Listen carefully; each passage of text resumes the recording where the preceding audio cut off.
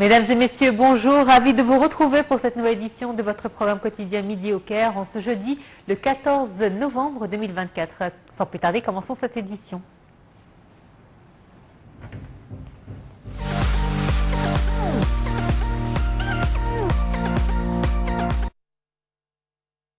Le Premier ministre, Dr Moustapha Madbouli, a appelé les pays développés à aider les autres pays et à jouer le rôle principal en matière de financement.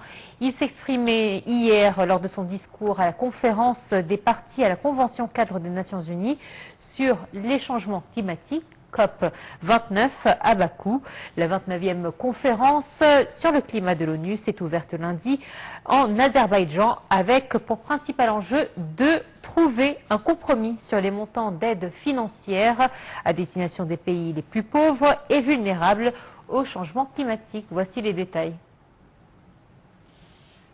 Au cours de la deuxième journée de sa participation à la conférence des parties à la Convention cadre des Nations Unies sur les changements climatiques, COP29, accueillie par la capitale azerbaïdjanaise, Bakou, le Premier ministre Moustapha Madbouli a affirmé dans un discours que la conférence de Bakou se tenait en plein milieu des crises, des guerres régionales et internationales et des événements climatiques massifs, dont le nombre, l'impact et l'imprévisibilité augmentent et causent des pertes économiques et humaines, imposant ainsi des pressions supplémentaires sur nos pays.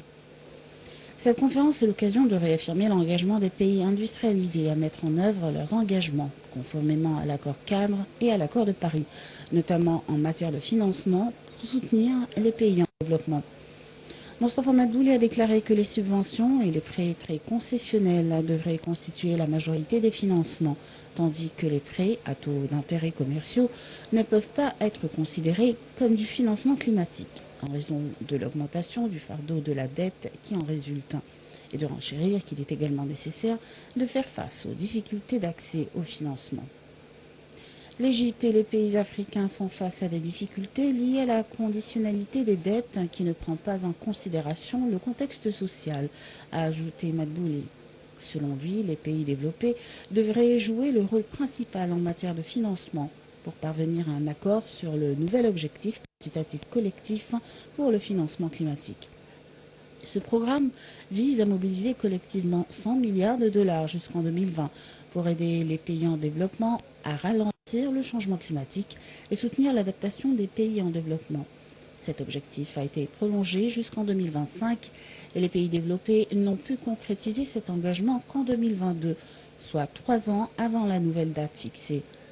Selon le Premier ministre, l'Égypte a lancé une plateforme nationale et un programme de projets sous le nom de NoWafi, qui comprend des projets climatiques prioritaires, notamment des projets d'eau et d'énergie, parallèlement à la mise en œuvre de projets de transport durable en expansion dans les grandes villes, soutenus par un certain nombre de partenaires de développement. L'Égypte et les pays africains en général sont confrontés au défi de la disponibilité d'un financement approprié et à la difficulté d'accéder au financement indispensable pour contrer les dégâts du réchauffement climatique. En visite à Beyrouth, le ministre des Affaires étrangères, de l'immigration et des expatriés égyptiens, Badra Abdelati, a rencontré plusieurs responsables libanais afin de discuter de l'évolution des négociations pour un cessez-le-feu au Liban et de la détérioration de la situation humanitaire dans le pays, indique le communiqué du ministère. Au cours de sa visite, Abdelati s'est entretenu avec le Premier ministre libanais, le président de la Chambre des députés et le commandant de l'armée pour discuter d'un possible cessez-le-feu au Liban. Je cite, « Nous sommes actuellement en contact avec les différents gouvernements de la région et des instances internationales pour mettre fin à l'agression d'Israël contre le Liban », a indiqué Abdelati.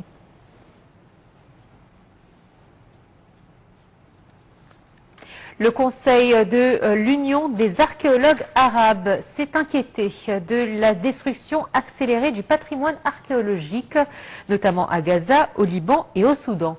Lors de sa 27e conférence annuelle qui s'est tenue au Caire, les experts arabes ont prévenu que les différents conflits en cours dans le monde arabe avaient déjà transformé à jamais le patrimoine archéologique. Voici les détails. La bande de Gaza a perdu en 2024 environ 200 sites archéologiques qui remontent à l'âge du bronze sur un total de 325 raison des destructions systématiques et continues perpétrées par l'armée israélienne depuis le début de la guerre, le 7 octobre 2023, a assuré l'archéologue palestinienne Rawana Azmi Shawki. Selon la scientifique, des sources palestiniennes officielles ainsi que de l'ONG israélienne Emek Shaveh, spécialisée dans les questions archéologiques, ils ont affirmé qu'Israël détruisait délibérément des centaines de sites archéologiques palestiniens afin d'éradiquer et changer l'identité historique de Gaza. À Gaza, des bombardements ont ainsi réduit en cendres en décembre 2023 la grande mosquée Omari, sanctuaire millénaire, tour à tour lieu de culte chrétien et musulman. Le 6 novembre, une frappe a, elle, touché au Liban le parking du temple romain de Baalbek, à quelques mètres seulement des ruines antiques classées au patrimoine mondial de l'humanité.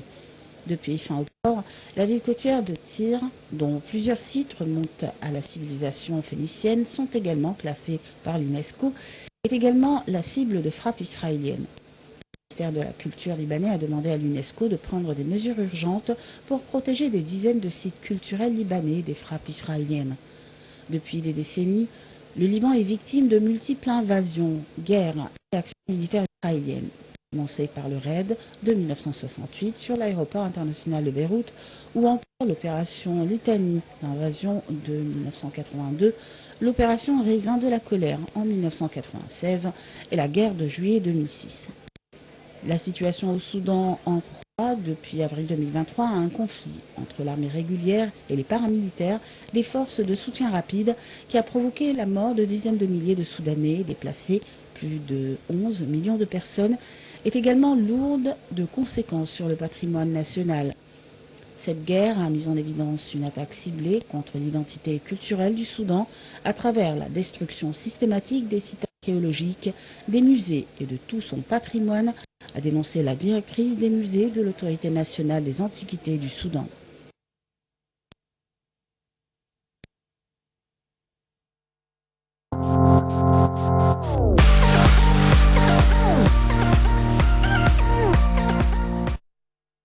Dans la rubrique économique, l'Égypte aspire à être un centre régional d'investissement, d'exportation et de production de sources d'énergie propre, surtout l'hydrogène vert, indique un communiqué publié par le ministère des Finances.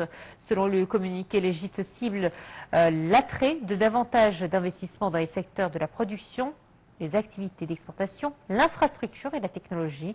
Le ministère des Finances ambitionne de réduire graduellement le volume et les indices de la dette extérieure publique et transformer une partie des dettes en investissement.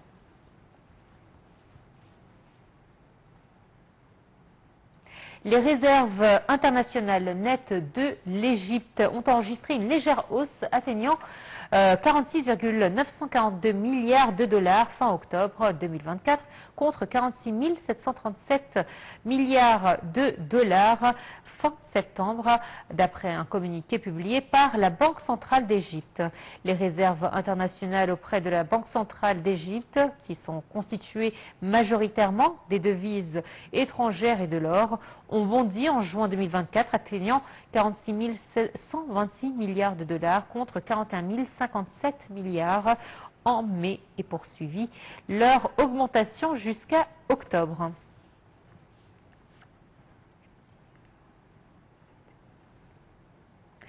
Et dans le cadre de l'initiative Nous sommes tous un, sous le patronage du président de la République et sous le titre Un hiver au chaud, le ministère de l'Intérieur a annoncé des réductions spéciales sur les produits alimentaires, les fournitures et les vêtements d'hiver à partir de samedi prochain. Le ministère de l'Intérieur, en coordination avec les principales chaînes commerciales, annonce des réductions spéciales sur les produits alimentaires, les fournitures et les vêtements d'hiver dans 2451 points de vente et 4 expositions principales. Les points de vente MN du ministère de l'Intérieur continuent de proposer leurs produits à des prix réduits et de haute qualité dans 1050 points de vente fixes et mobiles.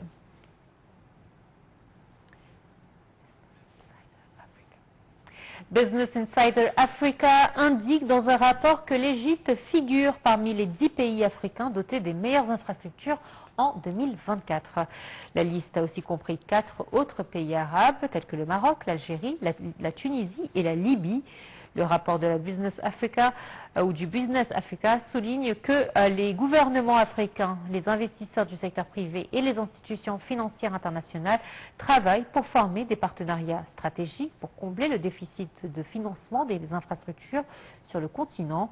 Des données gouvernementales indiquent que l'Égypte a dépensé plus de 10 trillions de livres en 10 ans dans des projets d'infrastructures, notamment la construction de routes et de ports et le développement de chemins de fer.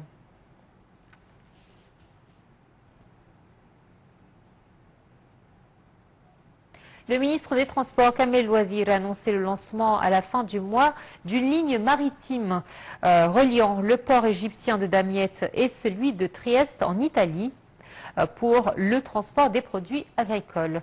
El Ouazir avait signé en janvier un mémorandum d'accord avec l'ambassadeur d'Italie au Caire pour le lancement de la nouvelle ligne destinée au transport entre les deux ports des produits agricoles rapidement périssables grâce à une flotte de navires rouliers appelés plutôt RoRo ou Roll-on, Roll-off.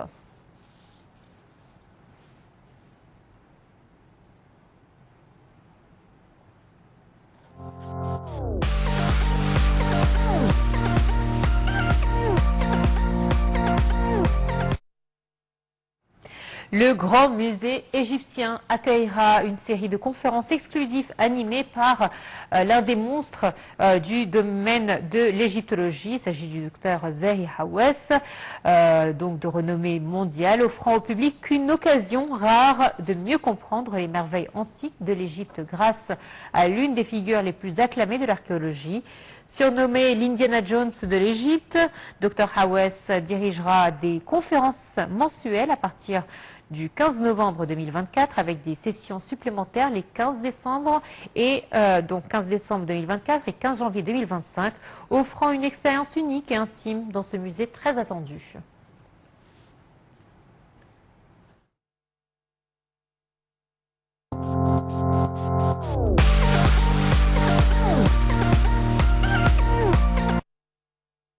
Les négociations entre le club Liverpool et sa star égyptienne Mohamed Salah en vue d'une prolongation de son contrat se poursuivent, a assuré un journaliste de Sky Sport. Si les discussions sont en cours, un accord n'a pour l'instant pas été trouvé entre les deux parties. Selon le journaliste, les positions de Liverpool et de l'agent de Salah restent éloignées sur plusieurs points. Le contrat actuel de l'attaquant des Pharaons, sous contrat depuis 2017, expire en juin 2025, ce qui fait de lui une cible privilégiée pour de nombreux clubs.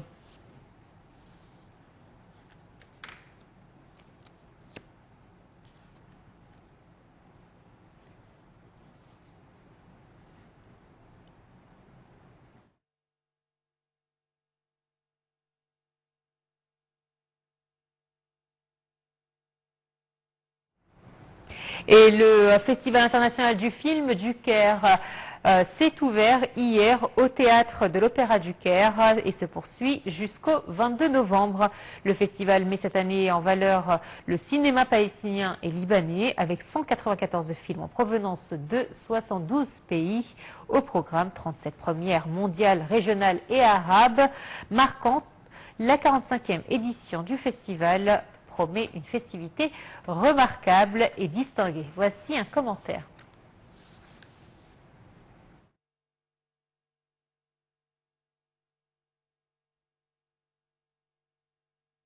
La 45e édition du Festival international du film du Caire se tient du 13 au 22 novembre.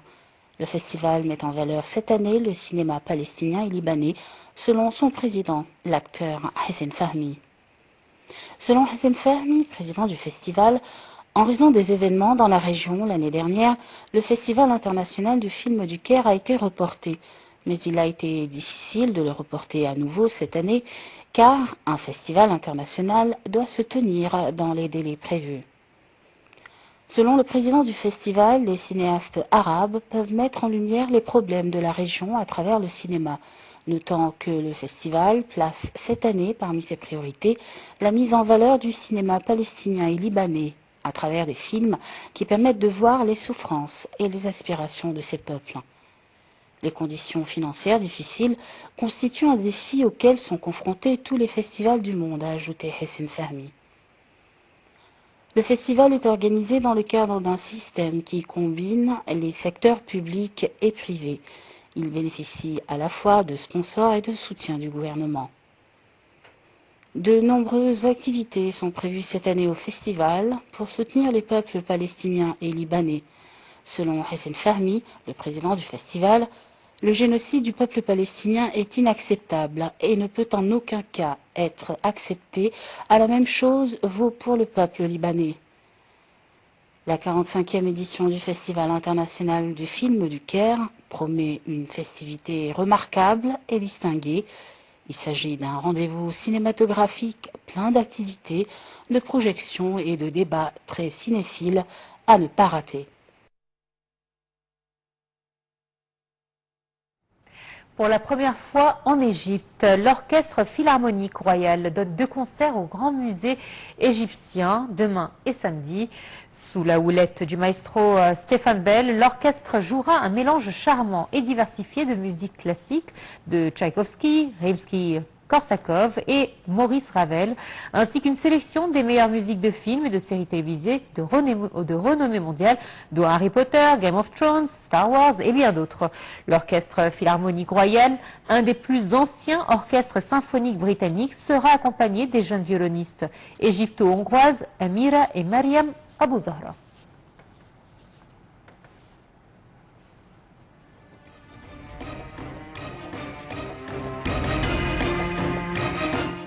Le temps de vous présenter nos nouvelles en bref. À ne pas rater ce soir, la troupe de danse folklorique égyptienne Reda au théâtre Al-Balloun au Caire. La troupe Reda fait vivre le spectateur dans le bon vieux temps de la danse folklorique égyptienne. On enchaîne avec au programme ce soir et demain le ballet des Mille et une nuits à l'Opéra du Caire. Avec l'orchestre de l'Opéra du Caire, la troupe de ballet de l'Opéra du Caire et d'Alexandrie revisite 2 contes des Mille et une nuits, Ali Baba et Sindbad le marin. Le célèbre chanteur égyptien Mohamed Mounir, hospitalisé en raison d'un problème de santé. Nous avons pu le lire dans la presse également. Et enfin, la pièce Atelier et recherche de talent au menu de la 8e édition du Festival d'art spontané de théâtre pour enfants à Assouan.